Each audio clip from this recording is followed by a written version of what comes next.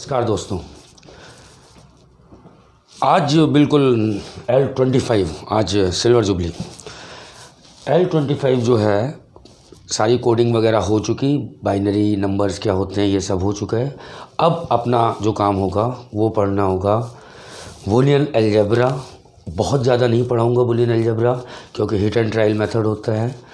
Minimisation techniques, okay, minimization techniques किसकी? Boolean algebra की। 2-3 method होते हैं उसमें, ओके। बोर्ड की तरफ अभी मत देखना, आप मुझे देखना कि 2-3 मेथड होते हैं। कि फर्स्ट मेथड होता है कि बूलियन अलजेब्रा की आइडेंटिटीज़ याद में रखते हुए मिनिमाइजेशन करना। पहली बात तो कि मिनिमाइजेशन क्यों होता है मैं थोड़ी देर बाद बात करूँगा इसकी, थोड़ी देर बाद। कि एक्चुअली सारी डिजिटल जो है वो मिनिमाइजेशन पे ही टिकी हुई है कि हम चाहते क्या है, किसी भी सर्किट में कम से कम कंपोनेंट लगे। मतलब कोई भी सर्किट्स हो, चाहे इलेक्ट्रिकल सर्किट हो या मैकेनिकल सर्किट हो, हम क्या चाहेंगे कि कम से कम खर्चा हो, कम से कम सर्किट्स, कम से कम उसके अंदर कंपोनेंट्स लगें और हमारा डिजायरेबल आउटपुट आ जाए। डिजायरेबल का मतलब जो ऐच्छिक, जो चाहता हूँ मैं जैसा आउटपुट। तो जो टेक्निक्स हुआ करती हैं वो बूलियन अलजेब्रा पहली टेक्निक है कि बूलियन अलजेब्रा का मैथमेटिक्स है, ठीक है। एक डिफरेंट टाइप की अलजेब्रा है जो कि सेट थ्योरी होती है। लेकिन जो कमी थी बूलियन अलजेब्रा में वो ये कमी थी कि साहब हिट एंड ट्रायल मेथड होता है। कोई जैसे नॉर्मल अलजेब्रा में जो रूल्स लगते हैं ना, तो रूल्स के लिए कुछ चीज़ नहीं है। तो अगर आइडेंटिटी आपको याद आ गई तो ठीक है, नहीं आई तो हो सकता है आप मिनिमाइजेशन तक पहुँच ही ना पाओ और आप खुद भी ना पता कर पाओ कि मिनिमाइजेशन हुआ है या नहीं हुआ है। उसके लिए एक अच्छी टेक्निक जो कि मोस्ट इम्पॉर्टेंट टेक्निक है, अप टू 6 वेरिएबल। 6 वेरिएबल का मतलब 6 ABCD जो भी हम वेरिएबल मानते हैं, 6 इनपुट्स के लिए कम से मतलब मैक्सिमम 6 इनपुट के लिए कार्नोग मैप, कार्नोग जी ने दिया था कार्नोग मैप, जिसको शॉर्ट में K मैप बोलते हैं। सबसे ज़्यादा इंपॉर्टेंट ट्रिक है और सारी डिजिटल में लास्ट के सर्किट भी जो भी आप लास्ट में भी बनाओगे उसमें भी यही काम आएगी। और ये अगर आपको आ गया कार्नोग मैप तो किसी भी दुनिया के किसी भी 6 वेरिएबल तक के फंक्शन को आप एक बार में मिनिमाइज़ कर दोगे। और मिनिमाइजेशन की जो डिग्री होगी, जो सबसे लास्ट डिग्री कितना मिनिमाइज हो सकता है, वो इसमें फर्स्ट टाइम पे ही आ जाती है। एक पिक्चोरियल रिप्रेजेंटेशन होता है, इसे पढ़ाऊँगा मैं बाद में, इसका लेक्चर बाद में लूँगा। उसके बाद अगर 6 वेरिएबल से ज़्यादा हुआ करता है तो ये ट्रेडिशनल मेथड, अब तो कंप्यूटर आ गए हैं तो कंप्यूटर खुद मिनिमाइजेशन कर लेता है। लेकिन जो ट्रेडिशनल मेथड थे, कुछ और थियोरीज भी थी कि अगर 6 वेरिएबल से ज़्यादा हैं तो ये K मैप काम नहीं करता। तब Quine McCluskey method, tabular form method भी बोलते हैं। अगर आप चाहेंगे तो मैं एक लेक्चर इस पर भी बना दूँगा, क्वीन मैक्लेक्सकी पे। और उससे भी ट्रेडिशनल एक थियोरी थी कि VEM theory, variable entered mapping, okay. ये आपको मॉरिस मैनो वगैरह में नहीं मिलेगी, आपको फ्लेचर की बुक में मिलेगी। विलियम आई फ्लेचर समथिंग कुछ नाम है, उसमें है ये वैम थ्योरी। लेकिन ये वैम थ्योरी तक हम लोग जाते नहीं हैं आप, क्योंकि ये ट्रेडिशनल थ्योरीज हो गई। क्योंकि कंप्यूटर आ गया, VHDL लैंग्वेज आ गई, तो VHDL से सीधा सीधा सर्किट बन जाता है। बट K मैप बहुत इंपॉर्टेंट है, ठीक है। और बूलियन अलजेब्रा के 2-4 क्वेश्चन करूँगा और दिखाऊँगा कि कहाँ गलती हो जाती है, ओके। अच्छा, कुछ चीज़ें अब इसका नाम देख लें कि नाम क्या है इसका, इस लेक्चर का। प्री रिक्वेसाइट का मतलब कि वो बातें जो हमें पहले से जाननी चाहिए बिफोर मिनिमाइजेशन टेक्निक। उससे पहले कुछ टर्म्स हमें पता होने चाहिए, कुछ नाम पता होने चाहिए टेक्निकल। क्योंकि जब भी मैं बाद में जब यूज़ करूँगा तो नाम भी बोलूँगा उनके, फिर कहेंगे कि साहब इस नाम का मतलब क्या है। तो ये नाम क्या है कि एक तो ये पता होना चाहिए कि how to write Boolean function. Boolean function को किस किस तरीके से लिखा जा सकता है। दूसरा, SOP फॉर्म क्या होता है, POS फॉर्म क्या होता है, SOP sum of product, product of sum, min terms किसे बोलते हैं, मैक्स टर्म्स किसे बोलते हैं, और कैनोनिकल या स्टैंडर्ड फॉर्म क्या होता है किसी फंक्शन का। तो किस तरह से फंक्शन लिखे जाते हैं, पहले मैं इनके बारे में बात करूंगा। और इस लेक्चर में मैं कोई भी मिनिमाइजेशन टेक्निक नहीं बताऊंगा अभी आपको। टेक्निक से पहले कि कुछ वर्ड्स जो कीवर्ड्स हैं जो यूज़ होंगे। तो आज का लेक्चर, ये लेक्चर इंपॉर्टेंट लेक्चर है, स्टार्टिंग लेक्चर जैसे इसे आप बोल सकते हो, मिनिमाइजेशन टेक्निक का पहला basic, very basic lecture, okay. मान लीजिए कि आप एक लॉजिकल सर्किट बनाना चाहते हो जिसके दो इनपुट हैं, दो क्यों कह रहा हूँ कि एक इनपुट का तो कोई मतलब नहीं है, एक इनपुट तो नहीं होता, मल्टी इनपुट में क्या दो तो कम से कम इनपुट हों, ठीक है। Combinational logic circuit, combinational logic actually एक दो तरह के लॉजिक होते हैं, सीक्वेंशियल लॉजिक सर्किट्स होते हैं और कॉम्बिनेशनल लॉजिक सर्किट होते हैं। तो शुरू में हम लोग कॉम्बिनेशनल पढ़ेंगे, उसके बाद पढ़ेंगे सीक्वेंशियल। सीक्वेंशियल का अगर आप फर्स्ट लेक्चर मेरा देखेंगे जो कि L1 L2 कुछ नहीं है, उससे पहले का पढ़ा हुआ है फ्लिप फ्लॉप पे। Flip flop is the sequential logic circuit. Okay, sequential और कॉम्बिनेशनल का अंतर क्या होता है, पहले कॉम्बिनेशनल की बात कर रहा हूँ, तो सीक्वेंशियल की बात नहीं कर रहा हूँ। कॉम्बिनेशनल लॉजिक सर्किट वो होते हैं जिसका आउटपुट, प्रेजेंट आउटपुट, जो भी आउटपुट F1 मान लिया मैंने, इसका आउटपुट इसके प्रेजेंट इनपुट पे डिपेंड करेगा, जो भी इसके इनपुट होंगे उसके अकॉर्डिंगली इसका आउटपुट आएगा। तो ये सर्किट कुछ ना कुछ काम करेगा, तो जो ये काम करेगा उसके लिए ये कॉम्बिनेशन लॉजिक सर्किट, इसके अंदर गेट्स लगे होंगे कुछ। अभी तो ये डब्बा है, तो कौन से गेट्स लगे होंगे वो बात की बात है, इम्प्लीमेंटेशन। मान लिया कि इस ऐसा सर्किट बनाया जिसकी ट्रुथ टेबल ये है। ट्रुथ टेबल तो आपने पहले लेक्चर्स में देखी होगी, आप देख लीजिए। ए और बी के कितने कॉम्बिनेशन हो सकते हैं? 4 कॉम्बिनेशन हो सकते हैं, 2 की पावर में 2 to the power 2, 4 कॉम्बिनेशन। 0 का बाइनरी नंबर 0 0 होता है, 1 का 0 1 होता है, 2 का 1 0 होता है, 3 का 1 1 होता है। तो ये 4 कॉम्बिनेशन हो सकते हैं, ए और बी, ठीक, ए एंड बी। एंड और अभी गेट के बारे में बात नहीं हो रही है। F1 जो आ रहा है, ये हमने मान लिया कि कुछ मुझे इस तरह का सर्किट बनाना है, ये इस ट्रुथ टेबल को फॉलो करे, इस सत्य सारणी को फॉलो करे। इसका मीनिंग समझे क्या हुआ? इसका मीनिंग ये हुआ, आप यहाँ देखो कि 0 0, जब मैं 0 0 यहाँ 0 दूँ, 0 दूँ, ठीक है, इन ए भी 0 और बी भी 0, तो F1 की वैल्यू होनी चाहिए क्या? 1। इस समय 1 आनी चाहिए।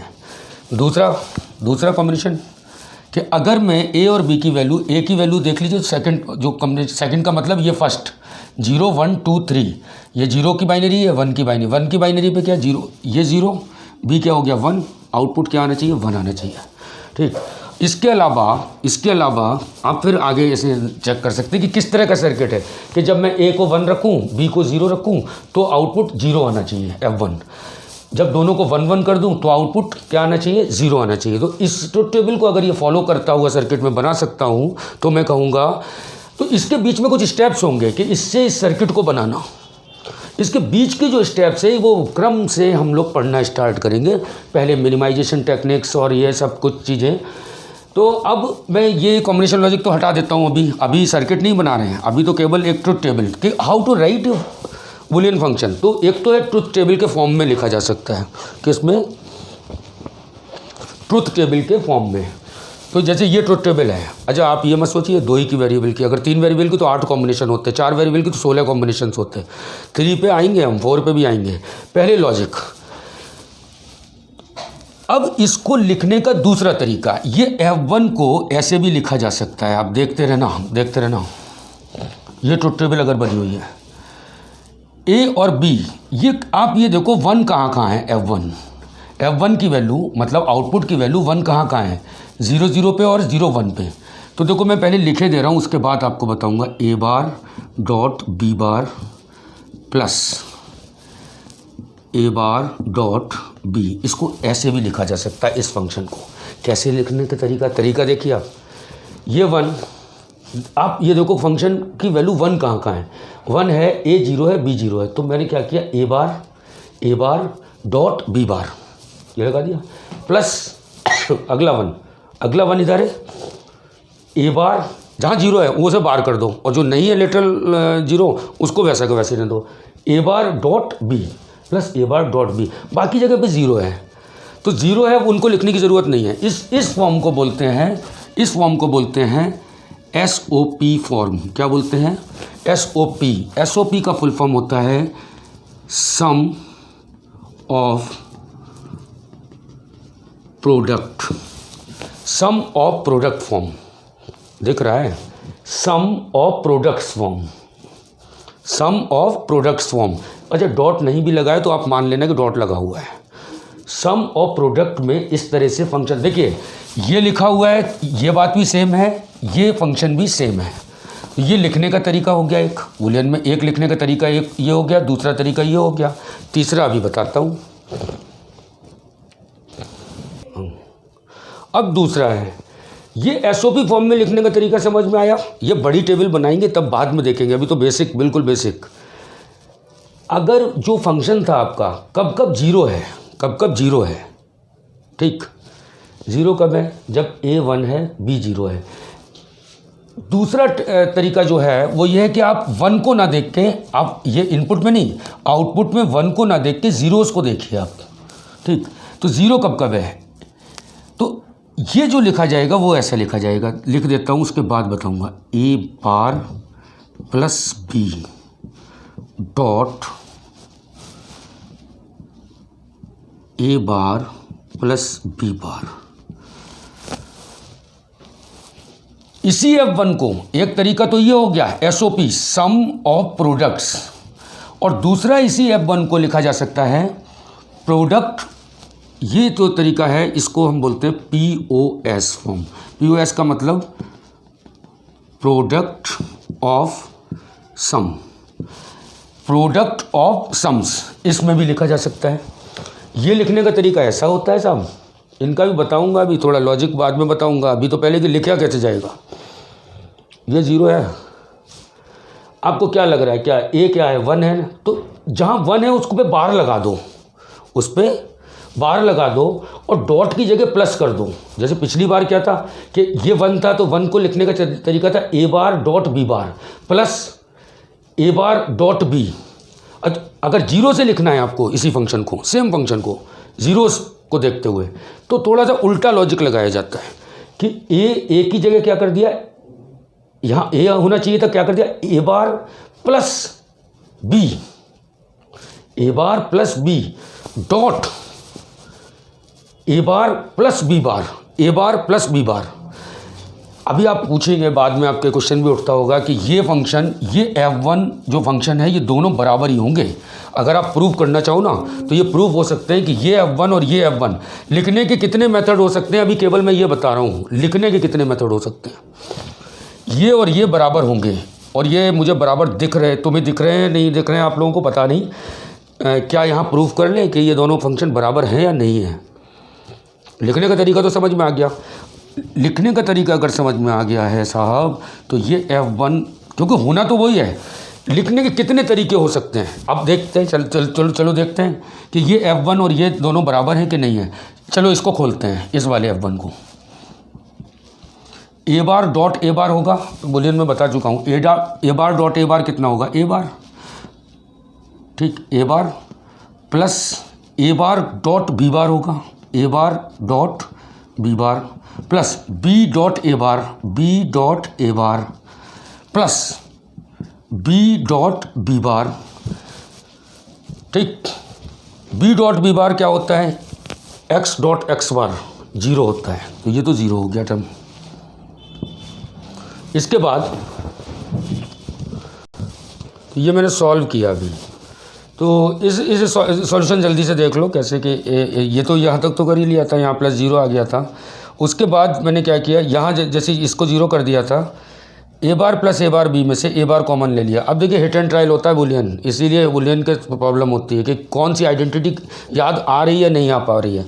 A बार को मैंने इन दोनों में से, इन टर्म दोनों में से कॉमन लिया A बार, तो ये हो गया 1 प्लस B बार। मैंने कभी ना कभी आपको बताया होगा 1 प्लस कितना भी हो वो 1 के बराबर ही होता है। तो A बार कॉमन लेते ही 1 प्लस B बार हो गया, और ये टर्म वैसा का वैसे ही लिख दिया। ये वाला B डॉट B बार तो जीरो आ ही गया था, तो 1 प्लस B बार कितना हो जाएगा, 1। तो A bar dot 1, A bar dot 1 का मतलब है कि जिसका भी डॉट 1 होगा तो वो तो सेम रहता है, plus B A bar plus B dot A बार। फिर क्या हुआ, ये A बार था, ये केवल A बार रह गया, इसमें से फिर A बार आपने कॉमन ले लिया। A बार दोबारा से कॉमन लोगे तो 1 प्लस B हो जाएगा अंदर, ठीक है। 1 प्लस B हो गया तो 1 प्लस कुछ भी होता है तो वो 1 ही होता है, तो ये कितना हो जाएगा, A bar dot 1 equal to A bar. ये आया A बार। अच्छा, ये ऐसा लिखा हुआ है साहब, ये लिखा हुआ है, तो इसको भी ज़रा देखें क्या ये A बार के बराबर आएगा। बिल्कुल साफ साफ दिख रहा है मुझे कि A बार कॉमन ले लो तो B बार प्लस क्या, B bar plus A bar तो कॉमन ले लूँ B, x plus x bar equal to 1 होता है, x plus x bar equal to 1 होता है। तो A बार ये मैंने बता चुका हूँ पहले लेक्चरों में। डॉट 1 इसका मतलब ये भी ए बार आ गया, यानी कि ये F1 ये F1 लिखने का तरीका ये भी सही है, आखिरी में ए बार आया, ये भी आखिरी में ए बार आया। लिखने का तरीका ये भी सही है, लिखने का तरीका ये भी सही है। अच्छा, अब टेबल में अगर कुछ मजाक की बात करूँ तो टेबल में साफ साफ दिख रहा है मुझे कि F जो है वो ए बार के बराबर ही है। बी से कोई इफेक्ट नहीं डल रहा है। जो फंक्शन आउटपुट है ना वो ए का बार है। आप देखो यहाँ 0 था ए, F1 की वैल्यू क्या है 1, यहाँ 0 था, यहाँ 1, यहाँ 1 था, यहाँ 0, यहाँ 1 था, यहाँ 0, बी की वैल्यू कुछ भी बनी रहे। ए जब 0 है तब तक आउटपुट 1 है, और जब ए 1 है तो आउटपुट 0 है। तो अगर देखा जाए तो इस पूरी टेबल का जो सर्किट आखिरी सर्किट मिनिमाइज वाला बनेगा वो ये बनेगा साहब कि ए और F1, और बी जो है ना लाओ या ना लाओ कहीं से, इसे तो ग्राउंड ही कर दो कि बी की ज़रूरत ही नहीं है मिनिमाइज करके। लेकिन जब हमने फंक्शन लिखे थे इसमें बी टर्म आया था तो ये तो हो गया मिनिमाइजेशन, ये तो हो गया मिनिमाइजेशन होके तो ये आया। और SOP क्या होते हैं और POS किस तरह से लिखे जाते हैं ये भी बता दिया मैंने। अब हम आएंगे बड़े सर्किट्स पे। एक्चुअली ना बड़े पे क्या, पहले तो ये बताना कि ये दोनों फंक्शन सेम है। आपको समझ में आ गया ये दोनों सेम है फंक्शन, चाहे ऐसे लिखो, चाहे POS फॉर्म में लिखो, चाहे SOP फॉर्म में लिखो। आपको बता दें 90% क्वेश्चन SOP फॉर्म में किए जाते हैं। 90% क्वेश्चन बाद में, जब केवल इस चैप्टर में जब आपसे पूछे जाएंगे क्वेश्चन तो POS का पूछा जा सकता है। अदरवाइज आगे सारी डिजाइनिंग में हम SOP फॉर्म में ही करते हैं क्वेश्चंस को। जहाँ ये विशेष ये वाला चैप्टर जब नहीं आता है सम ऑफ प्रोडक्ट के फॉर्म में, ठीक। अच्छा, डॉट नहीं लगा है तो वहाँ डॉट अपने आप मानते रहिए आप लोग। तो अब आगे आते हैं, ज़रा थोड़ा सा देखते हैं कुछ खेल। देखिए साहब, ये SOP में लिखा हुआ था, ये तो लिख ही दिया था SOP में, ठीक है। ये पहला सर्किट जो बनाया था अभी हम लोगों ने देखा था, तो ये तो लिख ही लिया था। कैसे लिखा था, वही कि A bar dot B bar plus A bar dot B. अब मैंने पहला फंक्शन की जगह एक और सर्किट कोई दूसरा सोचा अपने दिमाग में। इसका जो फंक्शन है वो F2, वो है क्या है F2, F1 नहीं है F2 है। F2 है। आप F1 और F2 इन दोनों टेबल को दोनों को थोड़ा सा गौर से देखिए। इसको अभी छोड़ दीजिए, इसको छोड़ दीजिए, इन दोनों को देखिए। क्या किया है मैंने, जब इसमें 0 थे तब तक इसमें 1 कर दिए, और जब इसमें 1 थे तब तक इसमें 0 कर दिए। इसका मतलब जो भी सर्किट हमने शुरू में सोचा होगा उसके आगे एक नॉट गेट लगा दिया एक तरह से। जब आउटपुट 1 थे तब 0 कर दिया, और आउटपुट 0 थे तो उनको 1 कर दिया। यानी कि अच्छा, इस फंक्शन को आप देखो, F2 क्या है, ये F1 है, ये F2 है, ठीक है। F1 तो लिख लिया SOP में, F2 को भी SOP में ही लिखा, ठीक है। F2 को जैसे SOP में लिखोगे तो कैसे लिखोगे साहब, तरीका वही रहेगा कि A dot B bar plus जहाँ 1 है, बस केवल SOP में 1 देखे जाते हैं ना केवल, F2 equal to A dot B bar plus A dot B. F1 आ गया, F2 आ गया। कि क्या ये F1 F2 के बराबर है? नहीं है, ट्रुथ टेबल में नहीं है तो नहीं है ना। अच्छा, यहाँ भी ये दिख रहा है मुझे कि ये ना, अगर इन 1 की जगह, इन 0 की जगह 1 कर दिए जाएँ, 1 की जगह 0 कर दिए जाएँ, तो ये इसका कॉम्प्लीमेंट होना चाहिए। क्या होना चाहिए? कॉम्प्लीमेंट। प्रूव कर सकते हो क्या? बिल्कुल हो जाएगा साहब कि ये इसका कॉम्प्लीमेंट है या नहीं है। चलिए देख लेते हैं कि कॉम्प्लीमेंट है या नहीं है। तो F1 इक्वल टू क्या F2 का कॉम्प्लीमेंट है या नहीं है? तो साहब कॉम्प्लीमेंट तो मुझे दिख रहा है कि कॉम्प्लीमेंट है। आप इसको ज़रा सॉल्व कर लेते हैं। इसको सॉल्व किया था तो क्या आ गया था, F1 इक्वल टू आपने कॉमन ले लिया A बार, ठीक है। तो ये हो गया B बार प्लस B, ठीक है। X प्लस X बार 1 होता है, यानी कि ये तो A बार आ गया था, डॉट 1 इक्वल टू A बार। अच्छा, यहाँ से F2 को देखा, F2 जो था इसमें से आपने कॉमन ले लिया A, तो ये क्या आ गया, B बार प्लस B, क्या हो गया साहब, A dot 1 equal to A। ये फंक्शन है, F1 है A बार के बराबर और F2 है A के बराबर। इसका मतलब F1 F2 के कॉम्प्लीमेंट है। तो यार ये तो बड़ा मतलब इतना दिमाग में भर लेना आपने कि ना, कि जो भी कोई ट्रुथ टेबल हो, जो आउटपुट्स हो, जब आपके 1 है, कहीं 1 है, कहीं 0 है, अगर 1 को 0 में और 0 को 1 में कन्वर्ट कर दोगे आउटपुट को, तो वो एक दूसरे के कॉम्प्लीमेंट होंगे। अब जो POS फॉर्म लिखा था मैंने इस वाले का, शुरू में ही लिखा था, आप पीछे जाके देखिए इस लेक्चर को, POS डायरेक्टली लिखा था। तो POS डायरेक्टली क्यों लिखा था मैंने बताता हूँ।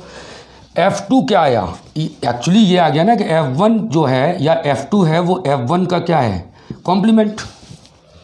ओके, F2 क्या है, फंक्शन 2 क्या है, फंक्शन 2 क्या है, F1 का कॉम्प्लीमेंट।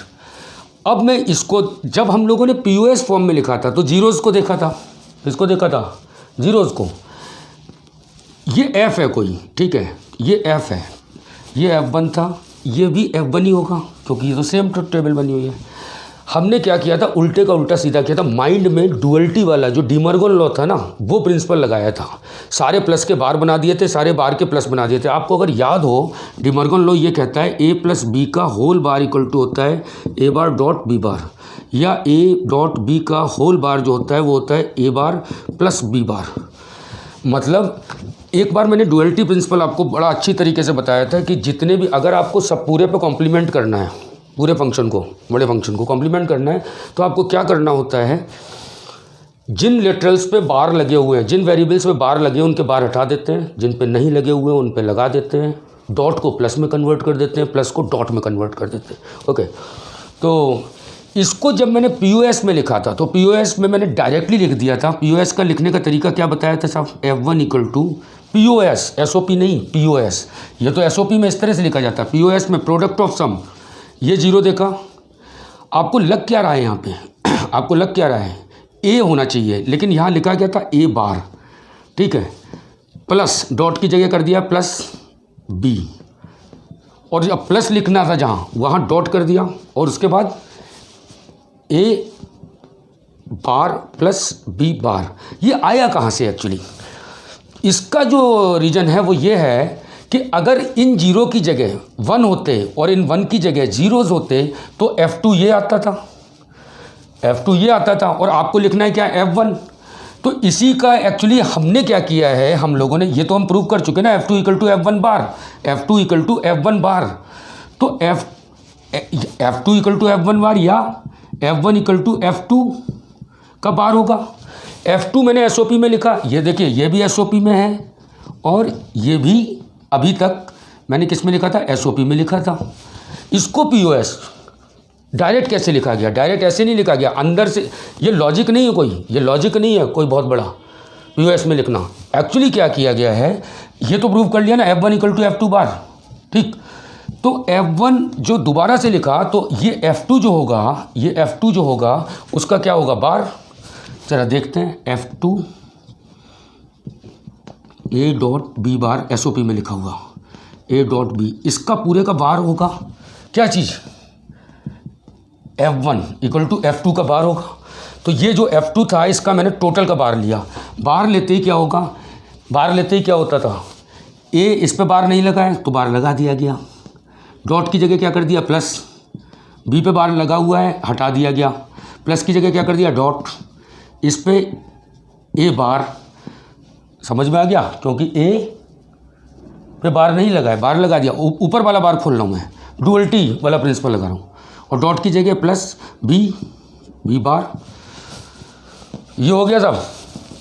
यही तो फंक्शन ये लिखा हुआ है, F1 इक्वल टू ये आया है। तो ये जो पूरे स्टेप्स थे ये हम लोग गायब कर देते हैं POS लिखने में, POS लिखने में ये स्टेप हम सारे गायब कर देते हैं, और हम क्या सोचने लगते हैं, जैसा हम सोच रहे होते हैं माइंड में, एक बार और माइंड को उल्टा घुमा लेते हैं जब जीरोज़ को सॉल्व करते हैं POS फॉर्म में।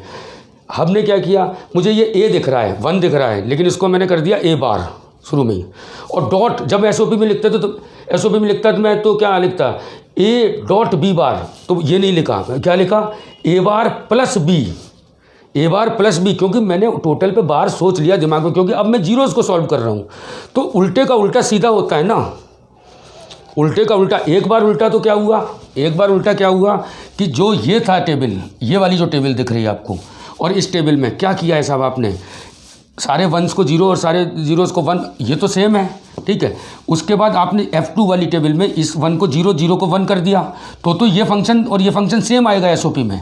लेकिन जब POS में किया तो आप जीरोज़ को सॉल्व कर रहे हैं, जीरोज़ को सॉल्व कर रहे हैं, इसका मतलब कॉम्प्लीमेंट सॉल्व कर रहे हैं, कॉम्प्लीमेंट सॉल्व कर रहे हैं। तो अगर कॉम्प्लीमेंट सॉल्व कर रहे हैं तो उसके ऊपर अपने मन के अंदर बार सोच लिया, और जैसे ही उस पर मन के अंदर बार लगा, मन के अंदर ब्रेन में मन के अंदर बार लगा तो बार हटते ही क्या हुआ, जिस लिटरल को हम डायरेक्ट सोच रहे हैं उस पर बार लगा रहे हैं, जहाँ प्लस होना चाहिए वहाँ डॉट कर देते हैं, जहाँ डॉट करना चाहिए वहाँ प्लस कर देते हैं, तो अपने आप।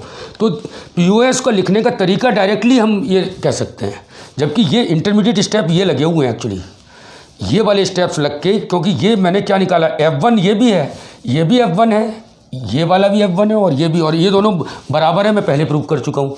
F2 एक अलग चीज़ लिखी मैंने कि F2 में वंस को जब सॉल्व किया तो अगर मैं जीरोस को सॉल्व करूँगा तो क्या है, ऐसे सोचूंगा कि वहाँ पे पहले 1 रखा, ठीक है, 1 से SOP आया, लेकिन चूंकि 0 को कर रहा हूँ तो टोटल बार सोच लूँगा अंदर ही अंदर मन में।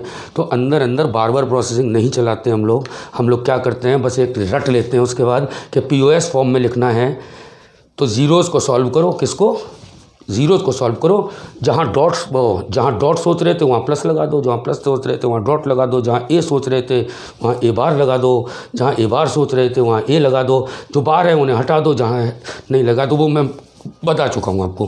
तो POS और SOP सेम फंक्शन होते हैं, लेकिन बस POS लिखने का तरीका अलग होता है। POS में केवल 10% क्वेश्चन होते हैं जो कि इसी टॉपिक में होते हैं, अदरवाइज ज़्यादातर हम कैलकुलेशन SOP में करते हैं।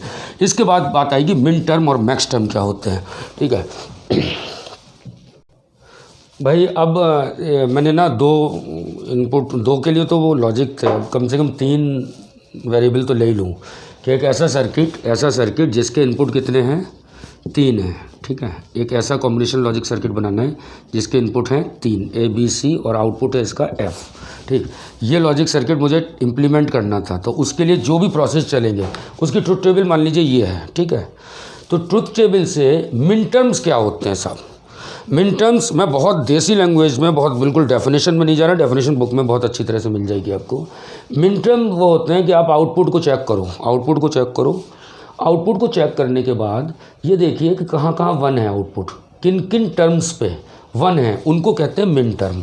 मिनिमाइजेशन से मिनिमम टर्म से बना हुआ है। ये 1 कहाँ है, ये 1 है किसके इक्विवेलेंट बाइनरी है, 3 के इक्विवेलेंट है बाइनरी। तो 3 देखिए 0 1 2 3 4 5 6 7, अगर ऐसी बिल्कुल क्रम में बाइनरी लिखी हुई है, 0 की बाइनरी, 1 की, 2 की, 3 की, 4 की, 5 की, 6 की, 7 की, ओके। 3 में कितने 8 कॉम्बिनेशन बन सकते हैं, 0 से लेके 7 तक की बाइनरी।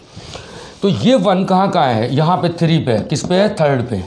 फिर अगला 1 कहाँ पे, 5 पे, अगला 1 कहाँ है, 6 पे, 7 पे। तो मिन टर्म्स होंगे इसके 3 5 6 7, मिन टर्म्स क्या होंगे 3 5 6 7। इनको अलग अलग बुक्स अलग अलग तरीके से रिप्रेजेंट करती हैं। तो जो कॉमन बहुत सारे मेथड हैं उनमें इनको मिन टर्म को स्मॉल m से भी डिनोट किया जाता है। इसको ऐसा लिखा जा सकता है M3 M5 small m6 small m7, ठीक। दूसरा, इसी फंक्शन को, ये देखिए कितनी तरीके से एक फंक्शन को लिखा जा सकता है। एक तो एज ए ट्रुथ टेबल, दूसरा इस फंक्शन को लिखा जा सकता है मिन टर्म के। उसमें कुछ बुक्स ऐसे लिखती हैं, summation of M3 M5 M6 M7, same question, मतलब इसी ट्रुथ टेबल को ऐसा भी लिखा जा सकता है। एक तरीका और है, वो बहुत ज़्यादा अपनाया जाता है, M स्मॉल m लिख दिया बाहर, समेशन 3 5 6 7, ये भी मिन टर्म के उसमें लिखा है। अच्छा, ये सम क्यों आया है साथ में, आप याद करो। अभी थोड़ी देर पहले जब 1 को सॉल्व करते हैं तो हम कहते हैं सम ऑफ प्रोडक्ट, क्या कहते थे, सम ऑफ प्रोडक्ट। तो समेशन ऑफ दीज प्रोडक्ट, और जिन प्रोडक्ट्स को सम ऑफ दीज मिन टर्म, और इसी को हम कहते हैं सम ऑफ, बाद में जब हम फंक्शन में लिख देते हैं इसको ABC के टर्म में, तो उसको बोलते हैं सम ऑफ प्रोडक्ट। अभी ये बोलेंगे सम ऑफ मिन टर्म, क्योंकि मैं वंस को देख रहा हूँ केवल अभी। और इसी फंक्शन को ऐसे भी लिखा जा सकता है बेटा, सम ऑफ प्रोडक्ट के टर्म में। देखते रहना यहाँ पे 3 A bar B C, A bar B। अब हम लोग थोड़ा आगे स्टडी कर रहे हैं, तो डॉट अगर नहीं भी लगा रहा हूँ तो डॉट समझो, मैं बार बार डॉट नहीं लगाऊंगा क्योंकि बार बार लिखना पड़ता है और डॉट को मान लिया जाता है कि अंदर डॉट लगा हुआ है। A बार B C, फिर यहाँ पे ये 1 कहाँ पे है, A B bar C bar, A B bar C bar plus ये 1 कहाँ है, ए, ओहो हो, यहाँ होना चाहिए था क्या, 6 मेरे ख्याल से गलत लिख गया है, 6 0 1 1 0 0 1 1 0 1 0 1 0 1, हाँ ये 5 गलत लिख गया है बेटा मेरा, 5 गलत लिख गया है, 5 गलत लिख गया है, 5 गलत लिख गया है, हाँ ये थोड़ा गलत लिख गया था, वो कोई भी नहीं, वो देख लेना अपना। तो 1 मिनट, बाकी तो ठीक है क्योंकि यहाँ से देख रहा था मैं, तो एक्चुअली ये 5 थोड़ा गलत लिख गया, 5 की बाइनरी 6 की जगह 6, जैसे 5 की गलत लिख गई है और 6 की भी गलत लिख गई है, 6 की बाइनरी होनी चाहिए 1 1 0, ये थोड़ा 5 6 7 में गड़बड़ी हो गई थी, लेकिन इसमें कोई प्रॉब्लम नहीं, 3 5 6 7 पे थे, 3 पे 1 था, 5 पे था, 6 पे था, 7 पे था, इनकी बाइनरी थोड़ा गलत लिख गई थी शुरू में, तो उसको आप करेक्ट सोच लीजिए, वो थोड़ा मिस्टेक हो गई होगी कहीं। तो इसी फंक्शन को कैसे और लिखा जा सकता है, ए बार बी सी, कहाँ थर्ड वाला, ए बार बी सी, फिर A B bar C, A B bar C plus ये A B C bar, A B C bar plus A B C, A B C. देखो चाहे ये फंक्शन लिखा हो तब भी हमें मतलब पता है, ये लिखा हो तब भी हमें जानना चाहिए कि ये चीज़ यही चीज़ है, और अगर ऐसे लिखा हो तब भी यही चीज़ है, और अगर ट्रुथ टेबल बनी हो तब भी यही चीज़, ये सेम तरीके से। पहले तो यही बता रहा हूँ भैया कैसे कैसे लिखे आ सकते हैं क्वेश्चन, सॉल्व करने तो बाद की बात है मिनिमाइजेशन वगैरह, क्योंकि कुछ लोग बोलते हैं कि ये वाला टर्म में इसको इसमें कैसे कन्वर्ट करें, इसको इसमें कैसे करें, इसको इसमें कैसे करें, इसको ट्रुथ टेबल से कैसे बनाएं, फिर हम आपस में इंटरचेंज देखेंगे इनका। अभी तो आज के लिए तो ये क्या है कि प्रीरिक्विजिट है बिफोर मिनिमाइजेशन टेक्निक, कुछ टर्म्स जान लेने। और मैक्स टर्म वो होते हैं, मिन टर्म ऐसे लिखे जाते हैं, मैक्स टर्म वो होते हैं कैसे, मैक्स टर्म होते हैं जीरोस को जब आप देखते हो तो जीरो देखो, थोड़ा लंबा लेक्चर हो जाएगा कोई बात नहीं, क्योंकि ख़त्म हो जाना चाहिए मैक्स टर्म यहाँ पे। मिन टर्म तो क्या देखा था, इसमें यहाँ लिख लो, इम्पोर्टेंट है ये, किसमें मैंने कहा वेयर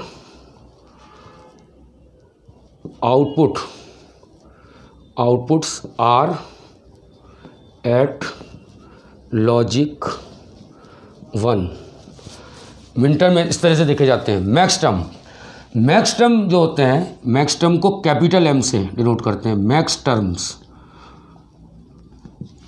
टर्म्स क्या होंगे बेटा यहाँ पे, मैक्स टर्म है, आप देखोगे कहाँ कहाँ जीरो है आउटपुट, कहाँ कहाँ 1 है वो तो मिन टर्म्स, कहाँ कहाँ जीरो है आउटपुट, तो जीरो आउटपुट कहाँ पे है, 0 पे है, 1 पे है, 2 पे है और 4 पे है। वैसे भी 0 से 7 तक की बाइनरी लिखी हुई है, 3 5 6 7 पे तो मिन टर्म है, तो बाकी बचे हुए पे क्या होंगे मैक्स टर्म, तो बाकी 0 से शुरू हुआ है काउंट, तो मैक्स टर्म कहाँ होगा, मैक्स टर्म होंगे कहाँ कहाँ, देख लीजिए आप वहाँ पे जहाँ जहाँ जीरो है आउटपुट 0 1 2 और क्या बचा 4, ये मैक्स टर्म्स हैं, और इनको डिनोट करते हैं कैपिटल एम से, और इनको ऐसे भी लिखा जाता है M0 M1 M2 M4, ऐसे हमेशा नहीं लिखा जाता है इस ट्रुथ टेबल के लिए, जब 0 1 2 4 पे हो तो इनको ऐसा लिखा जा सकता है। दूसरा ये तरीका जो था, ये वाला तरीका जब मिन टर्म के फॉर्म में लिखते हैं, इस F को लिखा जा सकता है। एक और तरीका प्रोडक्ट ऑफ मैक्स टर्म, अब समेशन था, यहाँ पे क्या लगा दिया प्रोडक्ट, पाई लगाने का मतलब प्रोडक्ट हुआ करता है पाई टाइप का, तो जो प्रोडक्ट का मैथ में होता है, pi capital M0 capital M1 capital M2 capital M4, ऐसे भी लिखा जा सकता है इसको। अगला इसको और कैसे लिखा जा सकता है, F इक्वल टू ये कैपिटल M बनाया, एक अंदर लिख दिया 0 1 2 4, सेम फंक्शन है, इस मिन टर्म के फॉर्म में ऐसे लिखा जाएगा, सेम ट्रुथ टेबल से, मिन टर्म के फॉर्म में ऐसे, मैक्स टर्म के फॉर्म में ऐसे, ठीक है, और फंक्शन के फॉर्म में ऐसे, और इसको फंक्शन के फॉर्म में, ये तो सम ऑफ प्रोडक्ट का फॉर्म था, और पहले मैं बता चुका हूँ 2 वेरिएबल पे, 3 वेरिएबल पे अगर मुझे इसको लिखना है, किस में लिखना है, F2, क्या वो F2 नहीं, F, यहाँ तक कैमरा आप देखिए पहुँच रहा है, यहाँ तक लास्ट में यहाँ तक दिख रहा है, तो इस एफ को ऐसे भी लिखा जा सकता है, देखिए ये इतना पार्ट आ रहा है मैक्स टर्म्स से रिलेटेड और पीओएस, और ये मिन टर्म और एसओपी। अच्छा, यहाँ पे क्या था, where outputs are at logic 1 में मिन टर्म होते हैं, और ये क्या होगा, वेयर क्या है, ये पूरा दोबारा क्यों लिखने की ज़रूरत है, आउटपुट्स आर एट लॉजिक 0 को देख के मैक्स टर्म लिखे जाते हैं।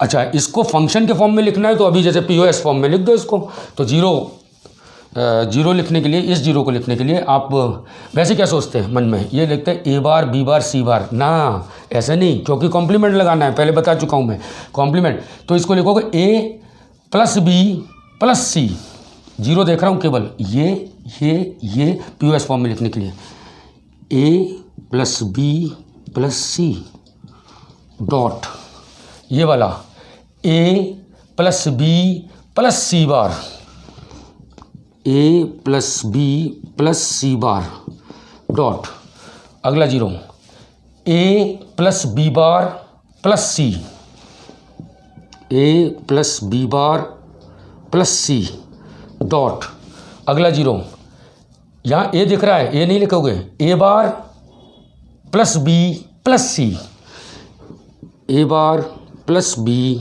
Plus C. भाई साहब आपको बताऊं एक इंटरेस्टिंग बात, ये जितने भी टाइप से एफ़ लिखे हुए हैं, चाहे ये ट्रुथ टेबल हो, चाहे मिन टर्म के फॉर्म में हो, ये सब एफ़ हैं सारे, और ये भी एफ़ हैं, मतलब इसमें कोई ये नहीं कि ये फंक्शन अलग है ये फंक्शन अलग है, लिखने के अलग अलग मेथड। अब लिखने के कितने मेथड हो सकते हैं देख लीजिए, 3 तरह के मेथड मिले, 3 क्या, हाँ 3 क्या इस तरह से मिले कि एक तो ट्रुथ टेबल बन सकती है, किसी बूलियन फंक्शन को रिप्रेजेंट करने के लिए या तो ट्रुथ टेबल बनाओ, ठीक, या फिर आप फंक्शन लिखो, जैसे ये लिखे हुए हैं, ये लिखा है और ये लिखा है, और वो फंक्शन कैसे हो सकते हैं, एसओपी फॉर्म में भी हो सकता है फंक्शन, और पीओएस फॉर्म में भी लिखा हो सकता है। अगला एक तरीका है कि मिन टर्म के फॉर्म में भी लिखा हो सकता है और मैक्स टर्म के फॉर्म में भी लिखा हो सकता है। मिन टर्म में समेशन का साइन लगाते हो और मैक्स टर्म में पाई का साइन लगाते हैं, product of sum, product of max term, इसको बोलेंगे प्रोडक्ट ऑफ मैक्स टर्म, इसको बोलेंगे कि सम ऑफ मिन टर्म, इसको बोलेंगे प्रोडक्ट ऑफ सम, इसको बोलेंगे सम ऑफ प्रोडक्ट, ठीक। तो अभी आप कंफ्यूज हो रहे होंगे, बहुत तरीके से एक ही फंक्शन को लिखा है। हाँ, और भी तरीके होते हैं फंक्शन, एक ही फंक्शन को लिखने के, क्योंकि मैं इसलिए बताना चाह रहा हूँ कि जब क्वेश्चन आता है ना, तो चाहे ये लिखी हो, चाहे ये लिखी हो, ये लिखी हो, और कहा जाए मिनिमाइज़ करिए फंक्शन, इनमें से किसी का भी आंसर एक ही होगा। तो हमें ये तो पता होना चाहिए क्वेश्चन किस किस रूप में पूछा जा सकता है, एक ही क्वेश्चन को कितने तरीके से पूछा जा सकता है, कितने तरीके से लिखा जा सकता है। तो ये मैक्स और मिन टर्म के बारे में अभी बात हुई है, बहुत ज़्यादा बात नहीं कर पाया हूँ। अभी L26 में भी मैं इसी तरह की कुछ बातें और करूँगा, उसके बाद हम मिनिमाइजेशन टेक्निक पे पहुँच पाएंगे, उसके बाद हम लोग मिनिमाइजेशन टेक्निक पे पहुँच पाएंगे। और आप पूरा लेक्चर देखते नहीं हो क्योंकि आप बोर हो जाते हो, अभी बोरियत आएगी, लेकिन जैसे कि मैप स्टार्ट होगा तो सही हो जाएगा। कल मैं CU का एक लेक्चर आपको बताऊंगा, तो CU वाला तो आप पूरा देखते हो, मैंने देखा है, और क्योंकि ये ज़्यादा पढ़ा है, जब तक आपके एग्ज़ाम नहीं होंगे तब तक आप इस टॉपिक को देखोगे भी नहीं। तो फिर भी कोशिश करो कि ये पहले हम लॉजिक बना लें, उसके बाद KMAP वगैरह बहुत आसान चीज़ हुआ करती है। और देसी लैंग्वेज में मैं वो नहीं लिख रहा हूँ, कोई डेफिनेशन नहीं बता रहा हूँ आपको। तो नमस्कार।